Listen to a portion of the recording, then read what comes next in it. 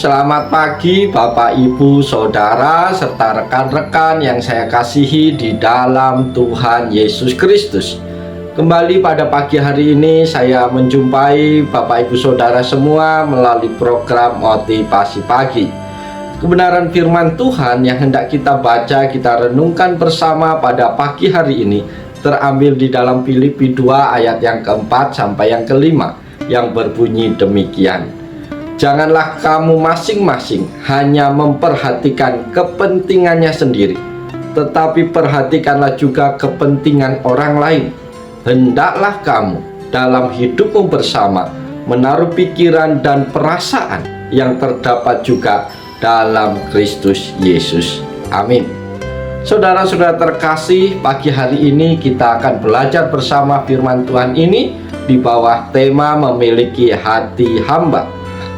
Saudara-saudaraku, hidup bersama Kristus adalah panggilan bagi setiap pengikutnya untuk mengalami sukacita yang sejati. Dalam persekutuan dengan Kristus, kita menemukan makna sejati dan sukacita melimpah dalam hidup ini. Mari kita renungkan betapa berharga dan menghiburnya hidup yang dijalani bersama dengan Tuhan, yang memenuhi setiap hari dengan sukacita dan penuh harapan. Dalam pelukan kasih-Nya kita menemukan ketenangan yang tak tergoyahkan dan keberanian yang tak terbatas untuk menghadapi setiap tantangan.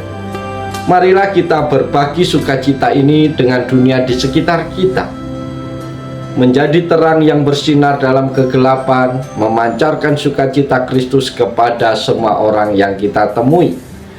Sebagai pengikut Kristus, kita dipanggil untuk memiliki hati seorang hamba seperti yang diteladankan oleh Yesus sendiri. Dunia seringkali mengajarkan bahwa kebesaran diukur dari posisi kekuasaan atau harta, tetapi dalam kerajaan Allah, kebesaran justru ditemukan dalam kerendahan hati dan pelayanan kepada sesama. Bapak, Ibu, Saudara yang dikasihi oleh Yesus Kristus, ada beberapa poin penting yang menjadi pelajaran bagi kita pagi hari ini, yaitu yang pertama, Yesus teladan hati seorang hamba. Yesus datang ke dunia bukan untuk dilayani, tetapi untuk melayani. Dia merendahkan dirinya, mengambil rupa seorang hamba, dan bahkan rela mati di atas kayu salib demi menyelamatkan kita. Sebagai muridnya, kita dipanggil untuk meneladani kerendahan hati dan pengorbanannya dalam melayani orang lain. Poin yang kedua adalah melayani dengan kasih dan kerelaan. Bapak, Ibu, Saudara terkasih, memiliki hati hamba berarti melayani dengan kasih, bukan karena terpaksa atau ingin diakui, tetapi karena kita mengasihi Tuhan dan sesama. Ketika kita melayani dengan tulus, kita mencerminkan kasih Kristus kepada dunia ini. Yang ketiga, kerendahan hati membawa kemuliaan. Saudara-saudaraku, dunia mungkin menganggap bahwa melayani orang lain adalah tanda kelemahan. Tetapi dalam kerajaan Allah, justru mereka yang merendahkan diri akan ditinggikan oleh Tuhan. Ketika kita setia dalam hal-hal kecil, Tuhan akan mempercayakan kepada kita perkara-perkara yang jauh lebih besar. Bapak, Ibu, Saudara terkasih, hati seorang hamba bukan hanya tentang melakukan pekerjaan pelayanan, tetapi juga tentang sikap hati yang selalu siap membantu, mengasihi, dan mengutamakan kepentingan orang lain. Marilah kita belajar dari Yesus, sang hamba yang sejati, dan melayani dengan hati yang tulus.